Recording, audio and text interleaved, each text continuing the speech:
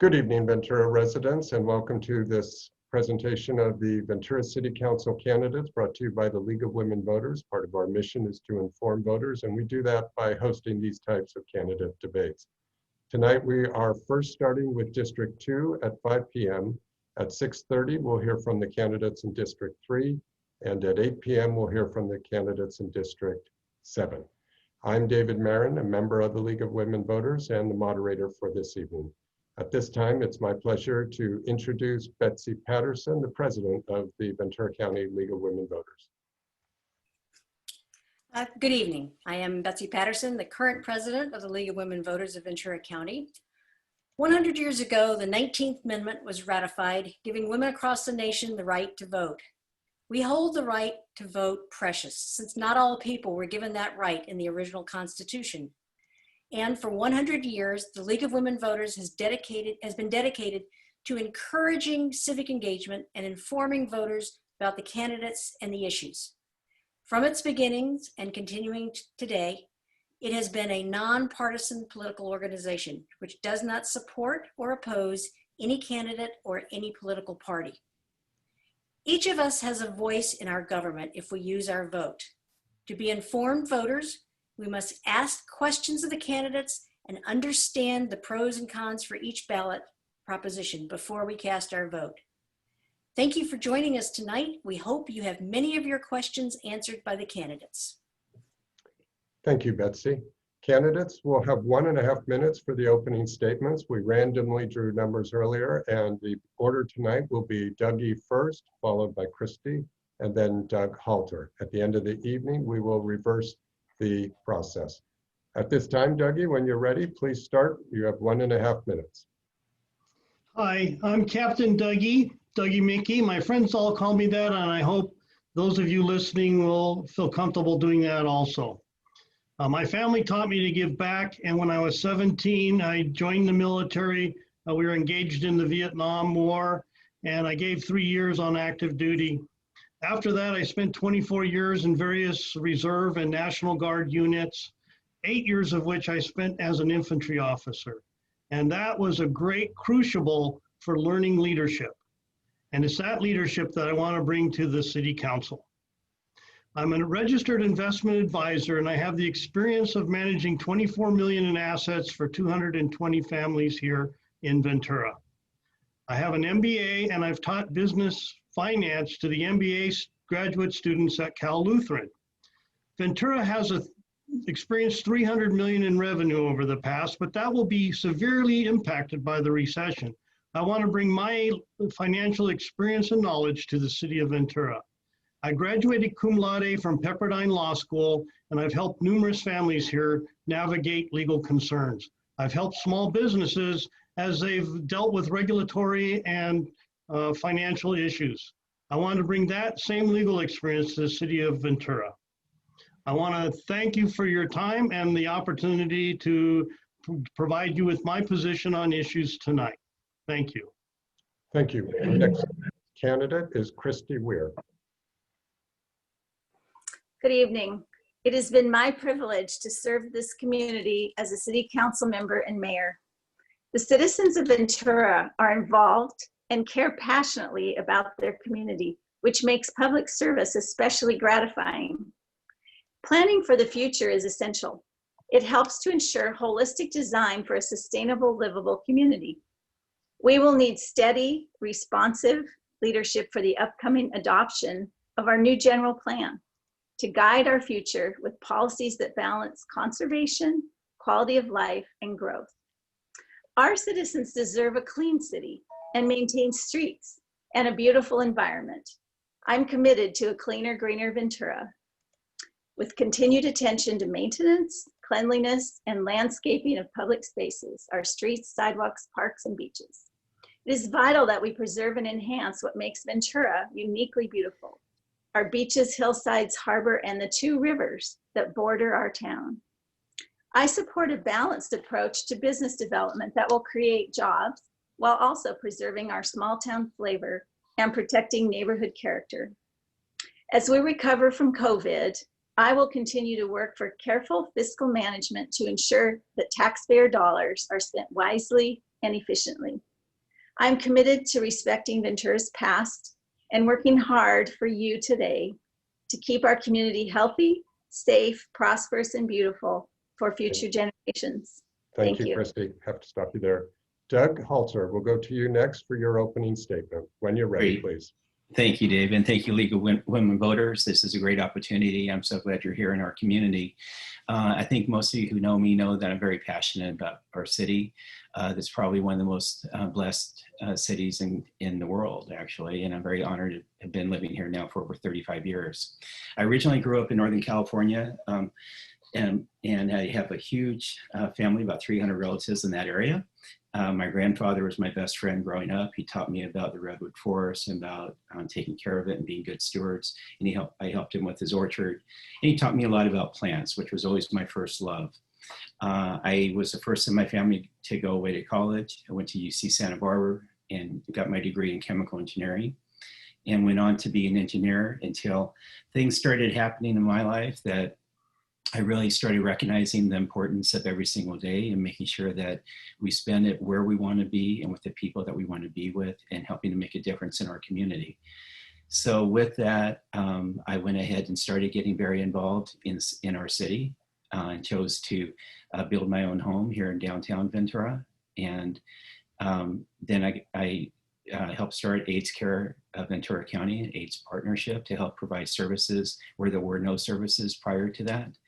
I was involved with the social justice forming with Ventura Community Foundation, the Downtown Community Council. I formed with Loretta Merriweather and Terry Gugel to help bring back our downtown. And I've been really honored to be involved on many different fronts. Thank you, Doug. We're going to have to stop you there. Thank you. Doug, we're going to start the first question with you, though. So let's get right into it, candidates, and let's talk about growth here in Ventura. Doug, if you're elected, what is your vision about how to combine high-density building that does not negatively impact individual neighborhoods? How do you see that growth can happen with infrastructure needs such as water, traffic? How would you balance all that and provide for growth?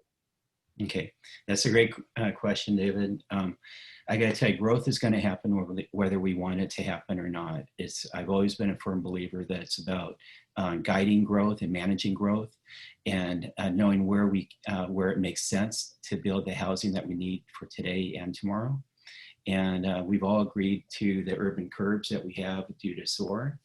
And we now have a lot of public open space that is also preserved for all of us. So it's knowing where in our general plan, in our specific plans, where we could have density. A lot of those are our corridors, whether it be some of the Main Street and Thompson corridors in downtown. Downtown can handle more density of a variety of types of housing, especially affordable entry-level housing, which we're in desperate need of. So I would balance our water needs by making sure we have a sustainable water supply and a reliable water supply for future needs and sustainability of our community. Traffic, we need to make sure that we plan for mass transit and that we plan for keeping our infrastructure improved. Right now, we really don't have a lot of the funds. We're constantly talking about cutting. Where are we going to cut next? Because we've been short on our budget for many, many years. Instead, we should be talking about economic vitality and how to make our community much more vibrant in order so we could create more of those tax dollars that we need to provide the services that we all desperately need. Thank you. Dougie, we'll go to you next. Share with us your thoughts about how to have growth, high density building, yet not negatively impact neighborhoods. And how do you balance that with needs like water and traffic? Thank you. You know, the fixed environment is my passion. And it was for that reason that I studied city planning, and 20 years ago, got my PhD in urban planning. Unfortunately, for the last 20 years, our city council has avoided properly planning for growth. As a result, the state has now stepped in under the RHNA and started enacting statutes that are going to start planning our city for us, and probably in a lot worse way than we would like. And a result of the failure of the city council over the last 20 years, District 2's Thompson and Main Street corridors have been allowed to be stagnant. There's a great opportunity to revitalize those corridors and to bring in multi-use of the properties. Unfortunately, like everyone else, I would like to avoid more traffic and I'd like to avoid a higher density, but it's just not possible. And if we don't do it, the state will, and it's started to do it. So it's up to us now to start accepting the fact that the state's going to mandate growth. We need to prepare for the growth with mixed use. And I would spread that mixed use throughout the city. I don't think we should impact one sector of the city over the other, but that we should mix our communities and make them a lot more enjoyable. I'm a smart growth believer, and I think that we can develop a much prettier city by implementing smart growth. Thank you so much. Thank you. Christy, we'll wrap up with you on this question. How would you balance the needs for high density growth, yet preserving neighborhood character? And also, how do you handle the demands on limited water and traffic considerations? Right. The city of Ventura is in a position where infill makes the most sense for us. We don't want to build in the hillsides and we don't want to build in the ag land. So infill makes the most sense. But how do we do infill? I hope there's another question about water because that's an entire different conversation that could take up 90 seconds. But I'm a big fan of adaptive reuse. We are having quite a few retail businesses go out of business, and it's not because it's just a problem in Ventura. The whole retail culture is changing, like our mall, for instance. So we need to look at areas that are underutilized, and especially commercial areas, which are never probably going to go back to retail. But to ensure that communities prosperous and livable in the future, we need to look at our historical character environment. Adaptive reuse, where we're protecting our neighborhoods, protecting the character of what we have, and reusing some of what we already have, rather than building 4 or 5-story buildings in places where we have buildings that can be reused. We do have water supply constraints. We have emergency evacuation constraints. We have limits on our traffic infrastructure and public safety capacity. But we need to take all of these into account when we approve projects. And we need a public process that is very inclusive of citizen input so that our neighbors can weigh in on all of these issues that are going to change their life. Thank you, Christy. So we'll go on to the next question. Christy, we're going to start this one with you. There's been a lot of talk around the country about defunding the police, reimagining the police. The city of Ventura has its own police department. It is not a contract city with the sheriff. So please share with us your thoughts about, do you believe that some changes should be made? Should they be defunded, or should protection be provided in some other ways? Please share your thoughts. Right. I don't believe in defunding the police. We do have decisions to make about budget cuts, and all departments have to take part in that. But my goal is to build trust between the community and police officers, and to continue to emphasize a culture of ethical policing, which our police department does have. Our police department is currently increasing training in de-escalation and carefully monitoring use of force. They are hiring and promoting more women, and have created a new diversity and inclusion policy, and are reevaluating all new hires for mental health resiliency. We need to continue working closely with county behavioral health staff in responding to mental health calls. We should consider a public safety commission to increase transparency and public input, in addition to the chief's new advisory board, which he's just starting. Our police department can more fully collaborate with the school district and community groups to make positive changes in communication. I support the creation of a Youth Explorer program to involve our young people in productive activities. And we can also reinstitute our Neighborhood Watch program and include Spanish translations so that all members of our community can participate. Thank you. Thank you. Doug Halter, same question to you. What are your views on defunding the police department and providing protection to the community? You know, I absolutely do not believe in defunding the police. I, matter of fact, believe that the number one purpose of local government is about public safety and about infrastructure and providing the necessities to be able to live here. So with that said, I'm very honored to have gotten the endorsement from Police and Fire Associations of Ventura, and that means a lot to me because they know that I'm a bridge builder. I'm somebody with ideas. I'm somebody that can help through these times of these trying times that we're experiencing today across the nation and close to home. I believe that making sure that we work closely with behavioral health from the county to bring in some professionals to help case manage when you know there's going to be an issue with mental health or substance abuse would be helpful. I think involving the public and making as many partners as we can so that people realize that public safety is about all of us. And it's about working together to make sure our community is as safe as it can be. And along with that is effectively addressing the homelessness issue. So because that is part of the unsafe aspect of our community. And it's unsafe for them on the street, and it's unsafe for all of us who live here and happen to have homes. So with that, I believe that we will be partnering with the police in the future. I believe we have a great police department, but we can always be better and make sure that we're compassionate and have empathy and understand that everybody has unique circumstances in their life that may lead them to not always act in the best of ways. But we gotta make sure police. Thank you, Doug. To stop you there. Dougie, let's wrap up this question with you. What is your position on defunding the police and how to provide community protection? Well, like our beautiful city, luckily we have a police force that I think has been very responsive to our citizens' needs. And that being the case, a lot of what we read in the media and what's circulating, the Campaign Zero and the 8 Can't Wait, a lot of those things have already been implemented in our police department. If you check out the website for our police department, there's a great strategic plan on that website that gives you a point-by-point objectives for our police department. And I support them in their desire to want to bring in county behavioral health and other organizations as they interface with those members of our public that need additional assistance. In fact, homelessness is a terrible issue here, and it's one that I want to focus on in my tenure as city council. Unfortunately, over the last 20 years, the homelessness problem has grown here in this city, and it seems like our city council doesn't seem to want to do anything about it.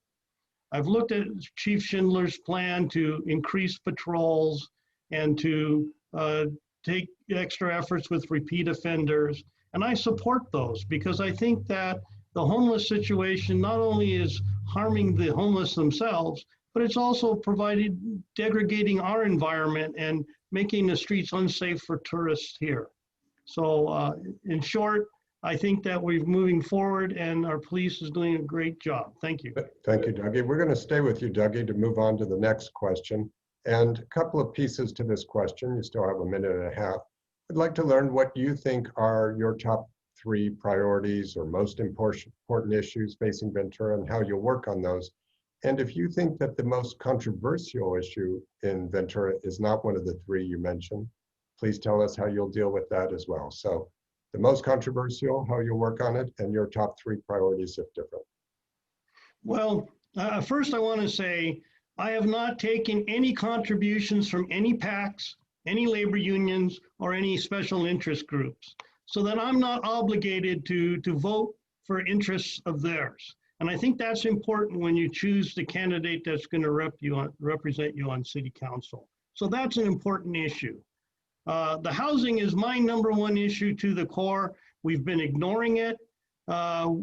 Interestingly, the city of Ventura has met the high-cost housing goals of RHNA by the state, but dismally poor on our affordable and moderate income housing. So my #1 goal is to streamline our planning department, cut fees, get rid of that net zero fee that does nothing but make housing extremely affordable for those who want to live here.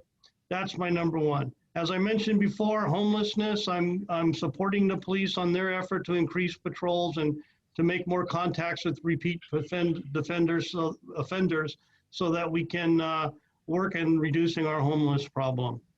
And I think probably my 3rd would be taxes. I anticipate a revenue shortfall, and I am dedicated to voting against any tax increase that would be proposed. I don't think taxing us in these hard recessionary times is the right approach. Thank you. Thank you. And Doug Halter, same question to you. Your 3 priorities if elected, and also what you think is the most controversial issue in Ventura. Okay, great. Thank you for that. Obviously, economic vitality, bringing businesses to our community. We missed a lot of opportunities over the 35 years that I've been here. And as a business owner myself, and I've actually had 3 retail stores in the past to help invigorate downtown. And currently have a landscape business with about 50 employees. So I know where the barriers are. I know where the problems are at. And when it takes 15 to 20 years to improve, get a project approved for housing or for a commercial project, it took me 5.5 years to get my home approved for a permit. You waste a lot of time and a lot of money just going through the process. So there's absolutely a need for simplifying. It's making sure resources are spent on a better project. So economic vitality accompanied with affordable housing, or entry-level housing, as I like to put it, because entry-level housing will allow the next generation to stay put and help spread roots here. In addition, it's public safety and disaster preparedness. I believe there needs to be, we're yet to do anything different to make sure that what happened 2.5, 3 years ago doesn't happen again. We need some sort of green belt, some sort of buffer when that time comes again, because it will come again with climate change. And I would agree that instead of looking at where we cut services when we're already bare bones, as you could tell by their streets and sidewalks in our infrastructure and our water issues, it's about how we create more economic vitality. Thank you. Thank you. Christy, we'll move on to you to wrap up this question. Your views about your top 3 priorities and the most controversial issue. There's a tie in controversial issues between the idea of growth and the idea of water. And we're going to need, as we work on the general plan, our general plan will be updated over the next few years. We will work with the community, and that will be the process by which we discuss how we want to deal with growth. We will institutionalize in that plan with the community's input how we want to develop, where we want to develop. And that can be controversial, but it can also be an opportunity for the city to re-envision and articulate what it is we want to do over the next 20 years. We are going to need some very strong leadership for that process. The other topic that is extremely controversial is our water supply and demand. And the city over the next 5 years is going to create a new interconnect with state water for the first time. And this will be not a consistent source of water because the state will control it. They have the spigot, but it will provide emergency backup water for us. Also, our planned Water Pure project will be a recycled water source that will help us ensure safe and reliable water. The third item that is a priority is always deferred maintenance. Our city streets and our sidewalks are always in need of repair. We are an old city. And how we can work on that, fortunately, is Measure O funding. Thank you, Christy. Christy, we will start with you on the next question. Candidates, I'd like to give you a chance to share your vision as far as what you think should happen in Ventura, whether it's walkability, aesthetics, the business, the commercial. And also, this is an opportunity for you to describe to the voters how you think you're different or contrast with your opponents. So, Christy, please share with us your vision about improving Ventura, the various commercial and residential, and also your thoughts about what separates you from your opponents. Great. This time of pandemic has been challenging, but it's also a time when we have done some interesting new changes in Ventura. The downtown street closure, we've been able to bring the dining out into the street and have a pedestrian area. My vision for Ventura is that we have walkable neighborhoods, bike friendliness that goes throughout the whole town, that we have alternate ways of transportation that are more healthy, and that we celebrate our beaches, our rivers, our hillsides, and use those as not only our buffer around us that's geographically beautiful, but for our health as well. Our neighborhoods are great opportunities for bringing in maybe some new development, but that's compatible and that goes with the neighborhood, and that we protect our history. I am very, very concerned about losing any of our city's heritage to new development. The history of Ventura is what makes us very special here, and we need to celebrate that and you know, be very sensitive with all of our neighborhoods that we're looking at that history. We have the opportunity to look at all kinds of new retail, commercial, mixed use opportunities with our mall.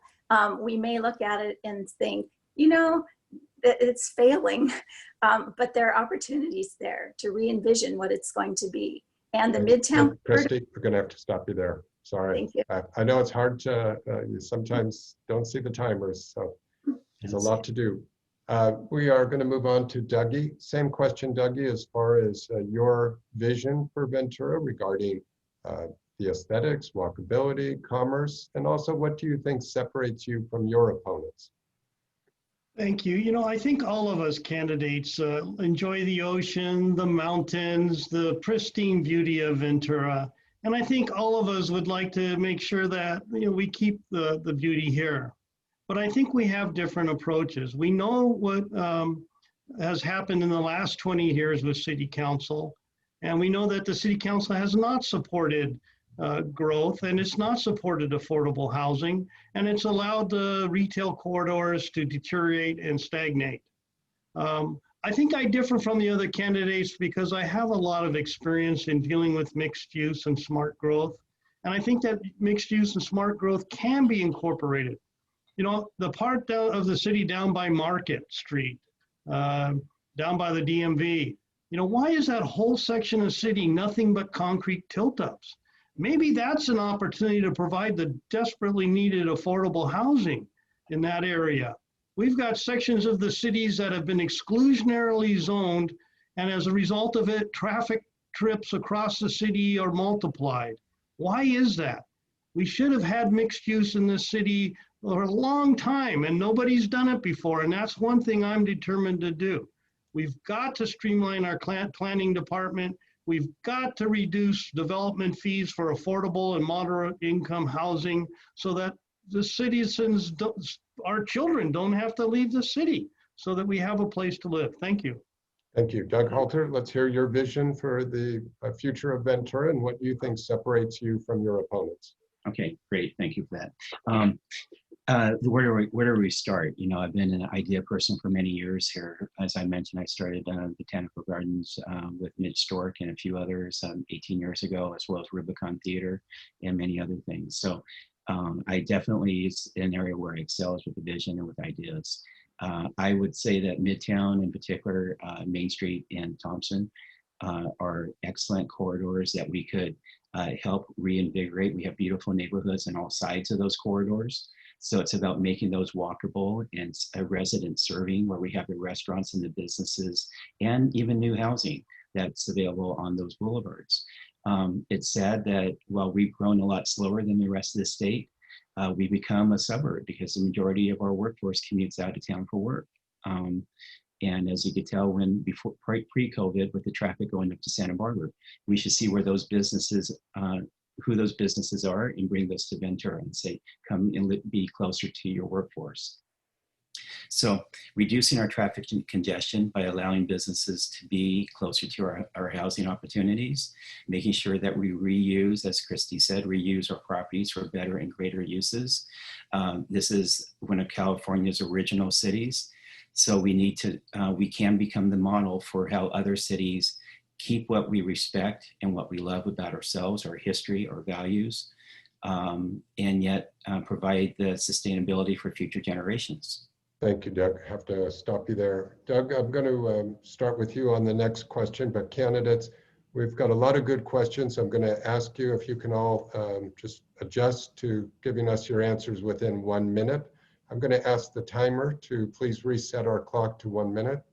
And I know you won't have enough time on each one of these, but we'll get at least some of your thoughts on more questions. Doug Halter, I'm going to start with you on the next question. Even though your district doesn't necessarily include the beach areas, all of you vote for issues across the city. So please share with us your thoughts about the short-term residential or vacation rental ordinance. What do you think is the right way to balance the needs of homeowners who want to rent out their properties and also the disadvantages perhaps with parties and other things that happen? So share with us your thoughts on short-term rentals. Okay, in 1 minute or less, David, I don't see a clock. That's why it's been a little bit difficult. But I will say, Doug, let me, we'll stop the timer and look on your screen, Doug, if you could maybe expand it a little larger, or, and if not, you should see it as maybe a thumbnail somewhere. I honestly don't see it. Stretch your screen a little if you can. Okay. You should get all. All right. Go to gallery view. Oh, if you're in speaker Gallery. view, go to gallery view. That'll help as well. Thank you, Dougie. Yeah. Okay, it's one of the last ones on gallery. Okay, thank you. Yeah, thank you for Better. bringing that up. And Christy, if you can't see it, same advice. You're good. Okay, Thank you very so much. Doug, you only have 15 seconds left. No, I'm joking. Hey, thank you. I can say my name in that.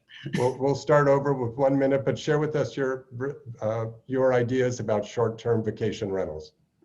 Okay, I believe that they definitely need to be managed. I think there's a place for them, but they need to be managed and monitored and limited to a certain number per neighborhood.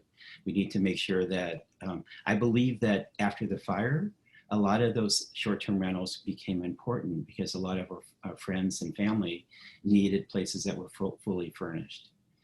So I think that was a real plus to have some of those, but it's a matter of making sure that the negative impact of inviting people into our community, especially into our neighborhoods, onto our streets, that is well managed, and it's limited on a number of people and number of vehicles, and they understand and respect our rules as a community.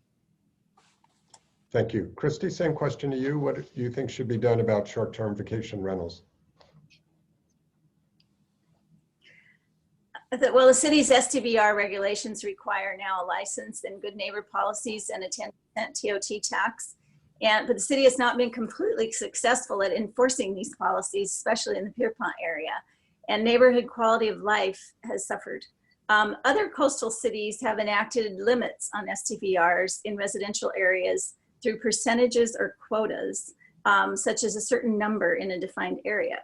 The Coastal Commission has to be involved in any STVR policies because they have some jurisdiction over visitor accommodations in the coastal zone.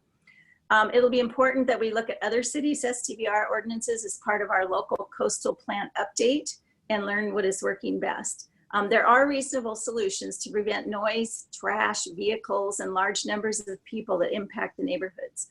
And this will need to include a limit on the number of STVRs, as well as increased enforcement. Thank you. Dougie, please share your thoughts on the vacation rentals. Well, I think tourism is a great business. Tourists come, they visit our restaurants, they pay for our lodging, and they leave. They don't impact our schools. They rarely impact our medical services. It's an industry that I'd like to encourage to grow in this city. So I think one of the problems that has resulted in the short-term rental is the lack of hotels here. And why is that? It's because it takes years to get through the community development department and hundreds of thousands in fees if you're trying a hotel without any assurance that your project will be approved. I want to change all that. I want to streamline planning, and I want to lower the fees so that we can get these hotels in. As to the beachfront short-term rentals, not a problem in District 2, but as a council member, I would listen to my District 7 council member who's dealing with the issue and dealing with his constituents. And I would listen heavily to what their suggestions would be, because I think a board working together can solve things. Thank you. Thank you. Candidates, Dougie, we'll start with you. Let's take another moment to talk about an issue that is roiling the country, and that is about dealing with racial inequality and social injustice. And share with us your philosophies regarding All Black Lives Matter, your views on that, and what you think can be done in Ventura to promote equality. And Dougie, we'll start with you. Well, I think this issue did come to Ventura, and it was surrounded by our Fra Serra statute. You know, I think that it was a shame that that statue was removed by a handful of people. I believe that the fate of that statue should be in the hand of the voters of the city of Ventura. Let the people decide. There's a cancel culture move abroad, and I think that that's a sad thing because I think our society has evolved over the centuries, and things that were acceptable centuries ago no longer are. And I think it's sad to try to hold the standards of today to the past. I have a very racially mixed family. My grandchildren are of all races. And I think that we really need to work together. And that, you know, unfortunately, some of the Black Lives Matter movement's been overtaken by radicals that are doing more harm than good. Thank you. Thank you. Christy, same question to you about your philosophy on racial inequality and how we can promote social justice. In the city of Ventura, I can only speak for what I know of in the city of Ventura as far as Black Lives Matter, because as we know, news can sensationalize things. So we don't really know what's going on. But here in Ventura, the Black Lives Matter movement has been very positive as far as their contribution to the discussion of how we make sure racism isn't systemic in our government and in our society here. And I appreciate their input. I went to both of the protests, or the two of the protests downtown, and listened to the speakers, and they were promoting nonviolence and peaceful resolutions. We also have issues in our city. If you heard our city council discussion last night, we from our 2 city council members, there are issues in our systems that we need to address. Thank you. And Doug, we'll wrap up with you on this question. Well, diversity has been a big part of my life. As most of you know, my life's an open book. And I know that the diversity that exists amongst all human beings enriches everybody's life. It's getting people to get to know each other, to build those bridges, to have those opportunities to celebrate diversity and differences that we all have. When it comes to Black Lives Matter, there is definitely systemic racism and bigotry that exists on many parts of our society. And you don't realize it until somebody points it out to you sometimes. You may not be as astute to it. I know when somebody asks me, what's your wife's name? I know that that I say it's Randy, it's my husband, and fortunately today in 2020, I could say that and with pretty good assurity that I probably won't be discriminated against. And so I think being present, being visible, and sharing diversity and having celebrations to do so would be a big help. Thank you, Doug. Okay, candidates, and we're going to start with Doug Halter. This is really the election where the city of Ventura will now be completely converted over to separate districts, 7 districts in all. And this raises the question is, how does a council member represent the city? Now, you'll probably all say that you represent all the constituents, but what we want to know a little more deeply is, how will you work with that? If you are contacted by people outside your district, will you work with them, or do you refer them to the council person in their district? And while you're talking about districts and how you would promote cohesion, please share with us whether you think the mayor should be elected instead of that would be elected at large rather than rotating through the council. So we are starting with you, Doug Halter. This is a great question because the reality is that when we went to districting so that we could have more diversity on our council, we gave up the fact that we were voting for 3 or 4 council members every 2 years. Now we're voting for 1 council member every 4 years. Whoever gets elected from whichever district, we still have to make the decisions for our entire community. So I will listen to anybody from the east side or beach area or west side just as much as people from my own district. But it's also more important that we went to term limits. that was voted on by 82% of our voters as 12-year term limits. We have a lot of great people in this community, and we have a lot of great leaders who have different skill sets. And that's why I hope that now more than ever, term limits are important, because you do only get a chance to vote for one candidate every 4 years instead of what we had for 150 years prior to then. But I will definitely be responsible for making decisions for our entire community and what our priorities are with limited resources. Thank you, Doug. I have to stop you there. Christy, same question to you about how do you work with the community as far as that, and specifically, how do you connect with everyone? And then also, if you have a chance, what do you think about electing the mayor from the whole city? Okay. We vote in districts, but we don't live in districts. We don't live our lives in one particular district. We shop, we go to the beach, we go to the community park. We live in the whole town. And most of our citizens live throughout the whole city. So our interest as a district representative has got to be holistic in terms of the whole city. And what I have done, we've had the district system 2 years now on city council, and I have noticed a bit of a shift in our citizens in terms of who they think they have their person that they call, which is fine, that's great. But we as council members work together on all the issues that impact our city. And that's what we have to do. There are no boundaries with a road that goes through. You know, you pave the whole road. And it's going to be actually good to have districts where people in the district feel like they can call that person their council member. Thank you, Christy. I have to stop you there. And Dougie, we'll wrap up this question with you.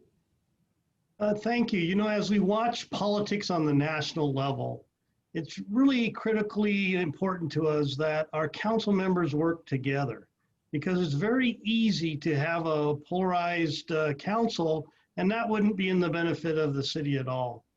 Earlier, you asked about short-term rentals in the beach community. That doesn't really impact me because I am in District 2 and we don't have any beach rentals. But I think it's important that I would work with the council member for that district to understand what was important to that district, the person who is most in communication with his constituents. And yes, if somebody from that district wanted to talk to me about it, maybe they had a different view, I would listen. But more importantly, I would try to work with all the council members from all the districts to keep our operation of the city smooth and to work together to make the whole environment better for all of us. Thank you. Thank you. And with that, I think we'll go ahead and get started. You know what, we could probably squeeze in one more question here if we hustle. Let's, there was the issue, let's see, we are going to start with Christy on this question. There's a 1.85 million per year proposed settlement with the channel keepers over the Ventura River. And Christy, if you can comment on that and your position, please. 1 minute. Yeah, our water issues are extremely complicated because we have Lake Casitas water, we have Ventura River water, we have well water that goes all across.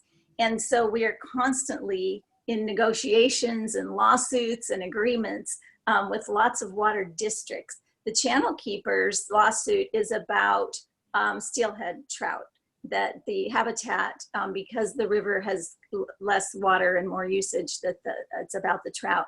But I'm happy to say that we have come to an agreement about what's called a physical solution, which is ways to help the habitat of the river while retaining our water rights to use. We use a very small amount of water from the Ventura River and from Lake Casitas. But it was just announced last week that among all the parties, including you know, the Ojai people, the Casitas people, the Miners Oaks people, and the city of Ventura with Channel Keeper, that we have a solution now to keep that habitat good for the fish. Thank you. Okay, thank you. And Doug Halter, do you have particular positions on this Channel Keeper settlement? Yeah, I'm happy that there is a settlement. I just wonder where the 1.85 million is going to come from each year. And I love the fact that we're doing something to help preserve and bring back our natural community. But I do worry about the sustainability. We're already facing a budget deficit. So I'm worried about where we're going to get the money to do these things. So if we don't get our water from the Ventura River, then where are we going to get it from? And I think that's a larger state issue. And we need to make sure that the state has a proper number of reservoirs during wet times so that we could use that water and make sure we're a little bit more assured that we're going to get a water allocation once we do hook up to state water. There's also other ways.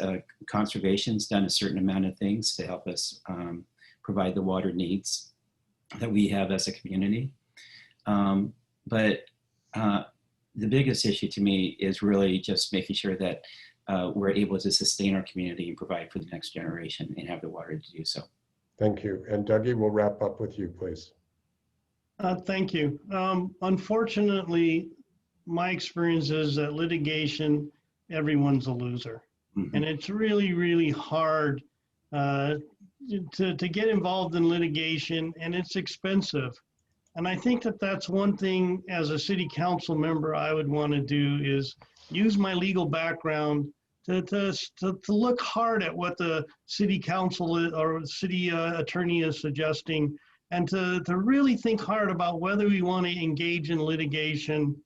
Just recently, I was contacted when the city filed its suit and sued all the landowners along the river. An expensive process. I wonder why we didn't reach out and contact the people and set up a mediation program and try to resolve it without resorting to the courts, because frankly, the city does not do well in the courts, and I would do everything I could to keep us out of litigation. Thank you. Thank you. At this time, we're going to begin with our closing statements. I apologize to the audience. We have many more good questions. Only had enough time to get some of those in. We're going to do the reverse order that we did for opening statements. We'll begin with Doug Halter. And Doug, you have 1.5 minutes for your closing statement. Okay, as I mentioned, there's nothing I'm more passionate about than our city of Ventura. I would do anything to help continue using my skills and talents and relationships to help make this a better community.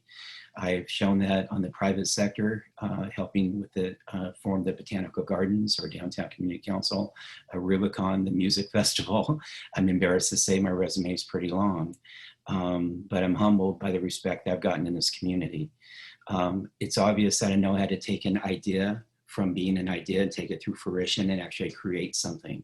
That's what we need today. We need solutions, we need change, we need new ideas, and we need to be able to do it as efficiently as we possibly can with the limited resources that we have.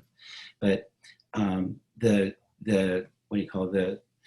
paradigms of yesterday are no longer exist. We have to start finding solutions.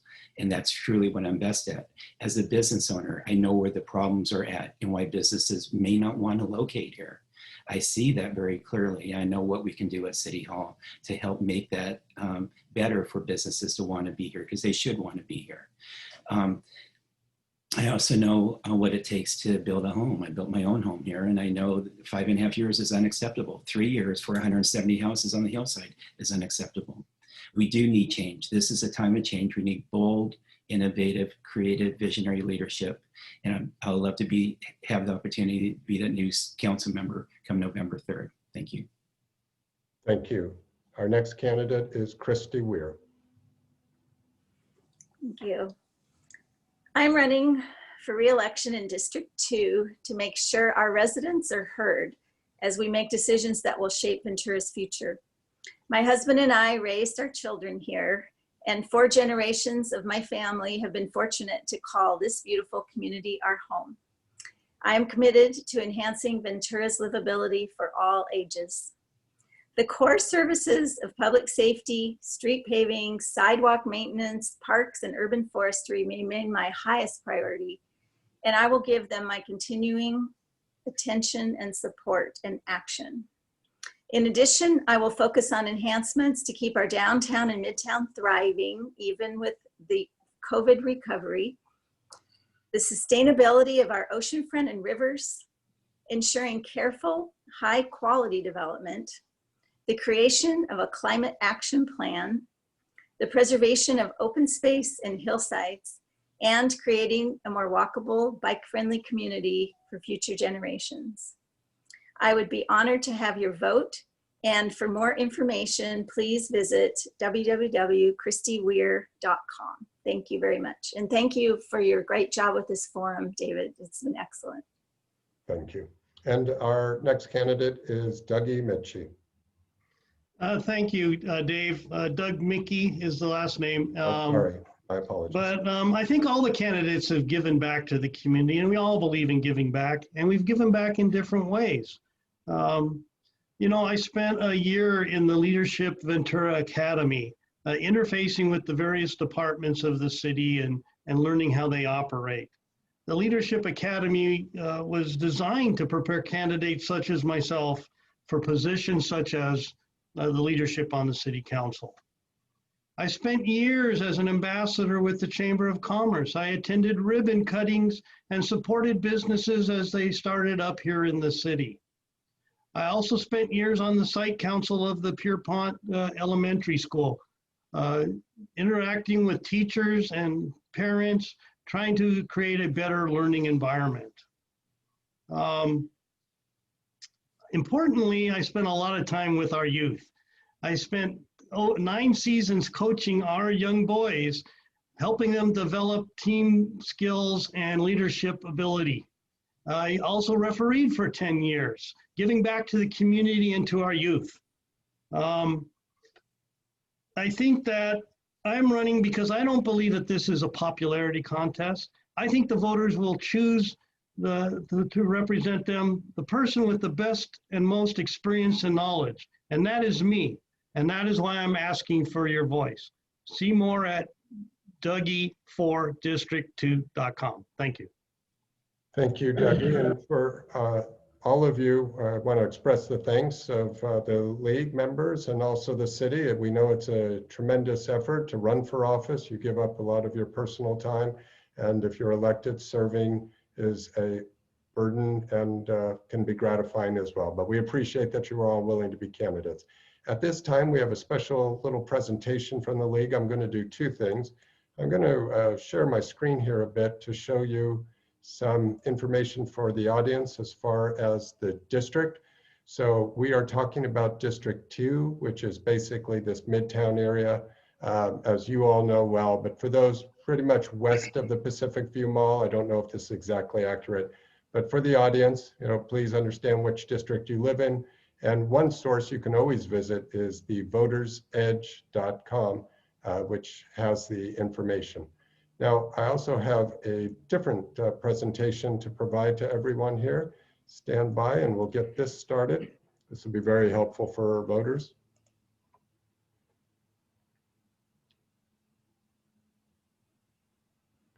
So it's important to know that you have multiple voting options in this November.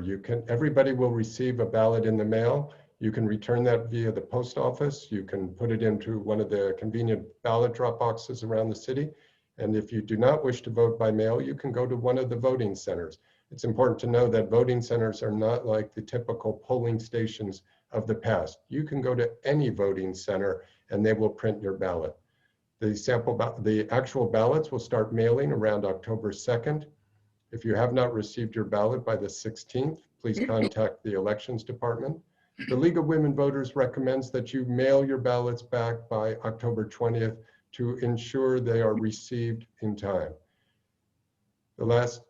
In November, these voting centers will be open several days, beginning on October 1st for 3 days from 10 to 6 p.m. and then on election day from 7 to 8.